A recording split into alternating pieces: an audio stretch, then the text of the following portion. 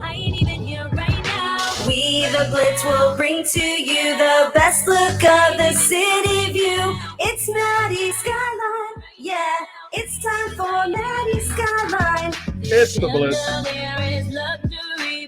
Welcome aboard San Antonio Sports Star, ESPN AM 1250 and 94.5 FM. He's Rudy J, that perplexed look you might see on your StreamYard feed. I think, Rudy, that's the first time you've heard Maddy's intro. Song kind of lit. Is it who's singing? The Mighty Iris. Oh, Iris? Our Iris, yes. Oh. She is Maddy Skye of Maddy Skyeline, nearly 5 years in. It's been a couple of months, Maddy. We're so glad to have you back on board. How you doing today? I'm doing good. Just running a little late as usual. Now, I was hoping for a StreamYard feed. I'm not gonna lie. I'm coming. I'll be there in just a second. Oh, you're actually running late. You're truly running late. That's my kind of person. I'm always late, Maddy. I'm Rudy. Nice to meet you. Hi, Rudy. Nice to meet you too. Sorry, I'm running late today. It's all good. Maddy, as you go and get yourself all set up, last week you were out at the TPC, and there was a promotional thing for a golf simulator kind of thing going on up there, and you had a chance to play. Now, I didn't see any video. I didn't see any of it, but I when I talked with Minix, who was there broadcasting, he was a little concerned about your accuracy. Yes. There was some genuine worry that if you shanked one of the balls that someone might lose an eye. Well, I'll have you know that I actually didn't hurt anybody. Good. I may not hit it in a hole, I guess, but I didn't hurt anybody. So that is a good thing. Nobody was hurt. So are you going to take up golf, or is that just a one-time thing? If you're there, what's the plans going forward?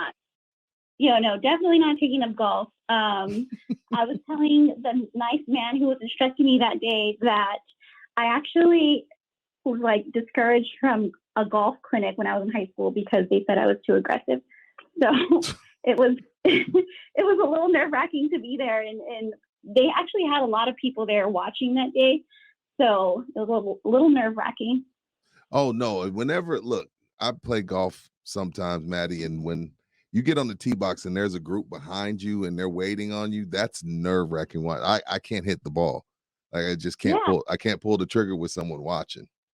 Yeah, see, so I'm glad that I'm not the only one, because it was an empty-ish room besides Jason and a few others. And then about maybe 2 or 3 minutes in, I noticed the crowd had gathered people that I didn't know. Jason watching was fine, but everybody else watching was a little nerve-wracking. Maddy Skye. Nobody was injured in the making of that. There are videos of the whole ordeal. Oh, there's videos of the swing? Yeah, there are videos. It was I posted it. Oh, okay. Yeah. See, there I am. I gotta go check it out. Maddy Skye, the food and culture editor at mysa.com. Gosh, I like saying that. Congratulations. It's been a bit since I've talked with you, and that's a phenomenal. You've certainly earned all that you're doing. Let's get into the food and culture of our great city. As I peruse your Twitter feed, it looks like you're eating well. I saw that you were over at a I've never had barbacoa ravioli, but it looks awfully good. Yes, Soul Hill Cafe seems to have something that might be needed to be tried. Tell us about this place. Yes. Yeah. The thing that I liked about that ravioli the most is that it was like a nice, lean, tender meat. It wasn't. Sometimes you get barbacoa from different restaurants, and it's all up to preference, because some people kind of like how you like dark meat, white meat. It's all preference. But I personally like the nice lean, the nice lean barbacoa meat. So this is what was those ravioli pastas were packed with a nice lean meat. It wasn't like gelatinous or, a crazy mix in there, which if you like that, that's fine. It's not my personal preference. But if you go there, that's what you're going to get, the nice lean meat. Now, is it still doused in marinara? Like, how does this work? Yeah, it looks heavy. Is it a heavy dish? It wasn't heavy. I actually recommend, if you're going to get it as a shareable, like maybe ask them to serve it as an appetizer, because they serve it as an entree, and I have a really big appetite. I was still pretty hungry when I left. So if you go, maybe split it. You get 5 raviolis.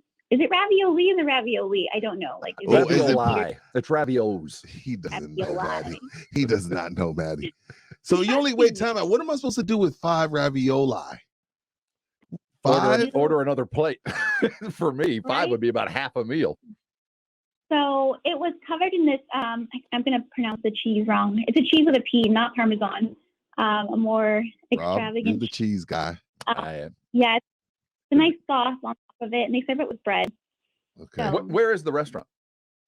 It's in Beacon Hill. Oh, I know where it is. Yeah, it's on Beacon Hill. I forgot the name of it, but it's a cool little area. And they have a lot of other really tasty sounding dishes too. So if you have a big appetite, go and share those raviolis with somebody and check it out. Yeah. Now, quote, the smell of refried beans hits me every morning when I leave the gym. The city does not play fair. What restaurant tempts you right when you leave the gym? What's going on when you leave the gym, Maddy? So, the funny thing is, you know what? It has to be, there's a Michoacana. Oh, meat okay. market. Oh, yeah, But maybe. It smells so good. At the middle of the gym every single morning. Well, I go to the gym early, and I live, where there are a lot of taquerias and Mexican restaurants. So you can imagine all the smells that I'm faced with on the way Is to the gym. refried beans bad for you? Probably. How do you have like lard in it? I don't know. I don't eat beans, so I don't know. Refried love beans are not bad for you. They're fattening. No, I'm not. I'm just not going they're to not. admit the fact that they're bad for me. I've If you put them leave in the tortilla alone, Maddy, I think you're good, considering Right? you're active. I can give up the torts. I can give up the bread. I ain't giving up the beans. I'm sorry. I've refused to admit that they're bad for me. Before we jump into an interesting situation that I guess everybody in Windcrest has grown accustomed to over the years. One more restaurant that you wrote up that I find very sorry. And is that the name of the restaurant? Yes, I was hoping you would bring that up. Oh man, it looks fantastic. Yeah, so it's really cool, and it's a really cool concept. So the owners of Sorry have 3 different businesses right now, or like in addition to this one, the original Sorry in Leon Valley. There is a market in Stone Oak, and then there is a food truck that is usually parked at El Camino downtown.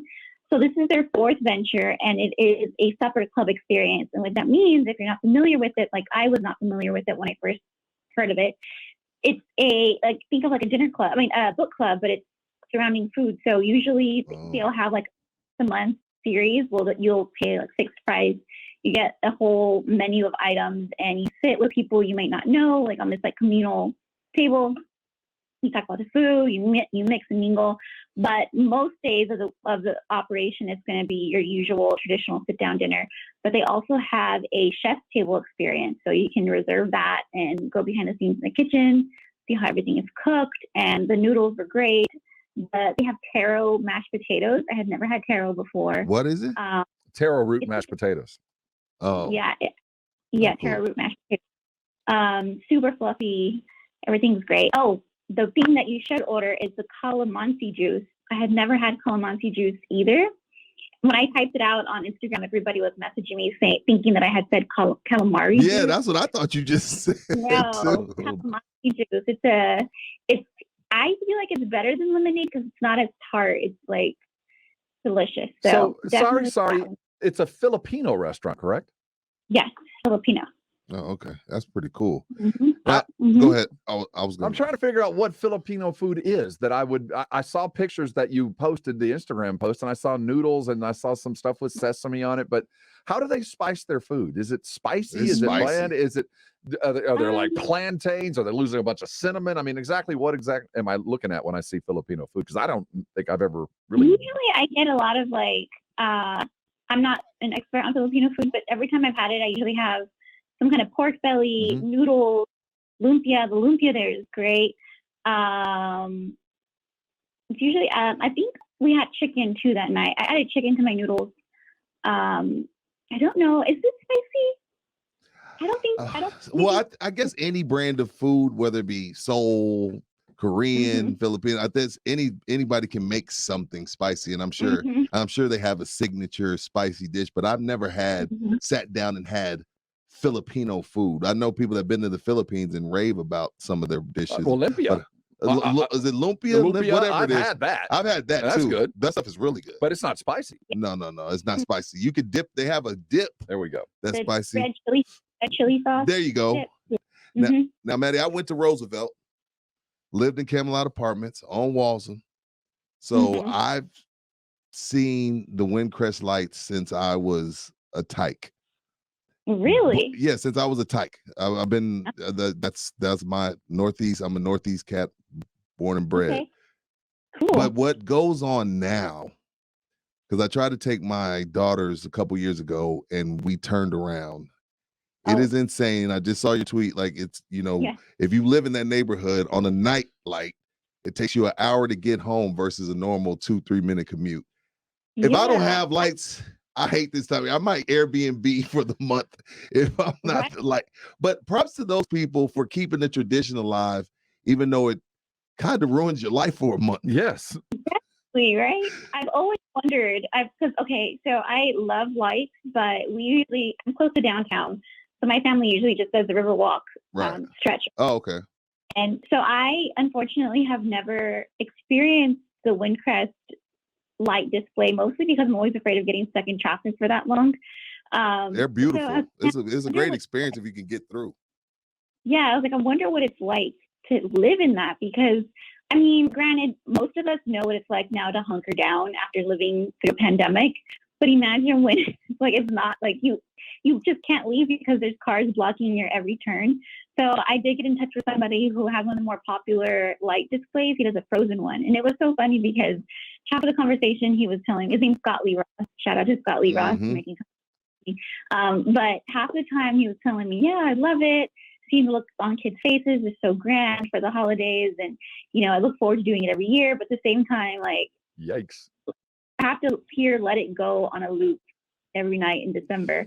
And he didn't mind the traffic. I don't think the traffic was what he really minds, because he's already become accustomed to getting all his errands done ahead of time during daylight hours. But it's the fact that he has to hear "Let It Go" because his lawn it's become such a staple of the neighborhood that people ask for it. Right.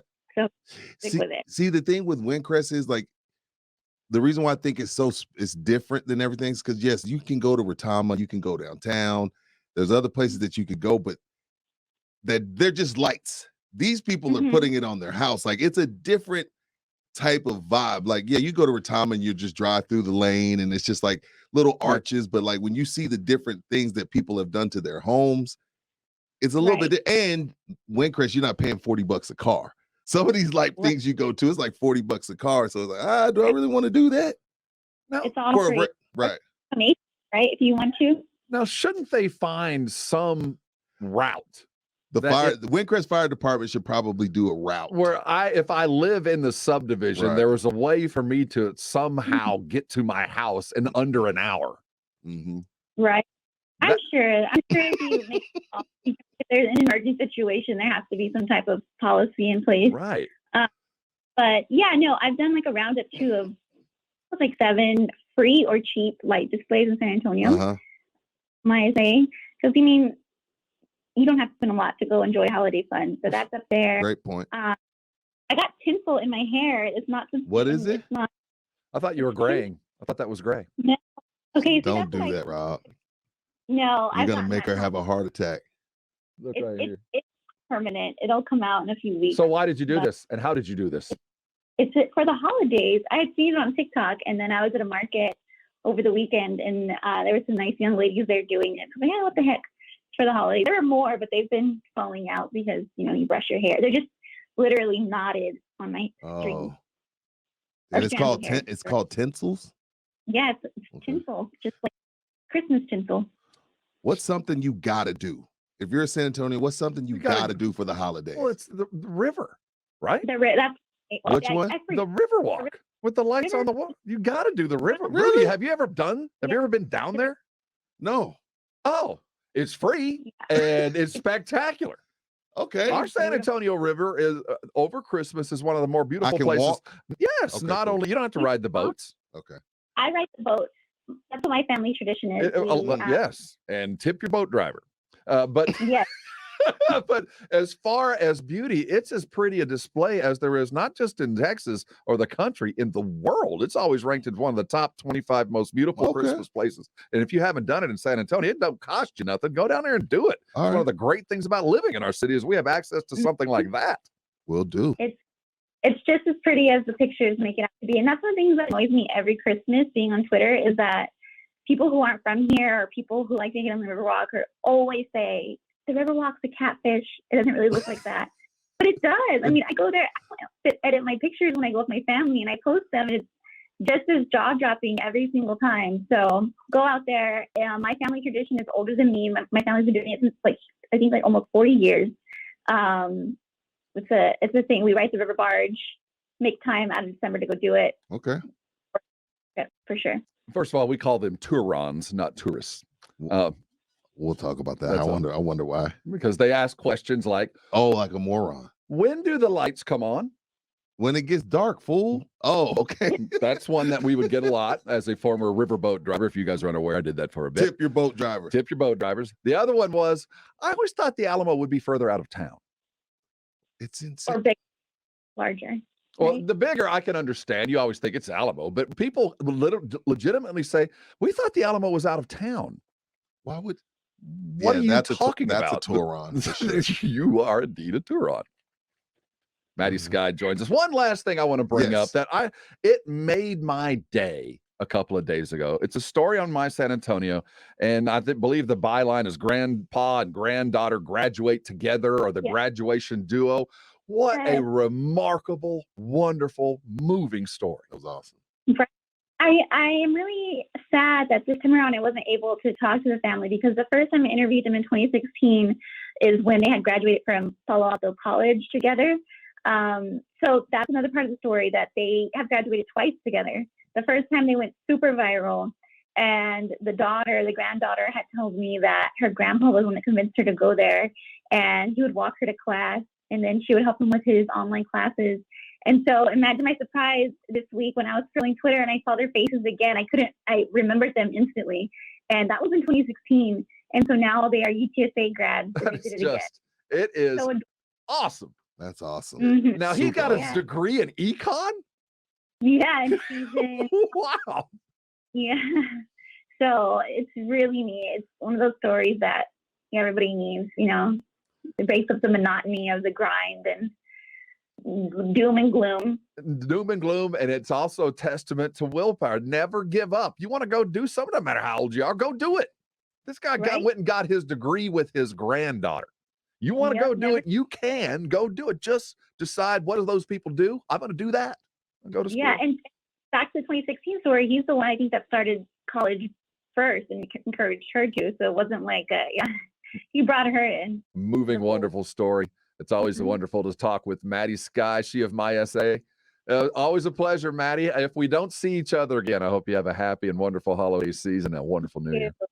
Thank you, guys. Nice to meet you, Rudy. Nice to meet you, Milt. You guys don't know each other? How is it possible that Rudy J and Maddy Skye, the two people that I know that know more people than anybody else, you guys haven't crossed paths? You big times me.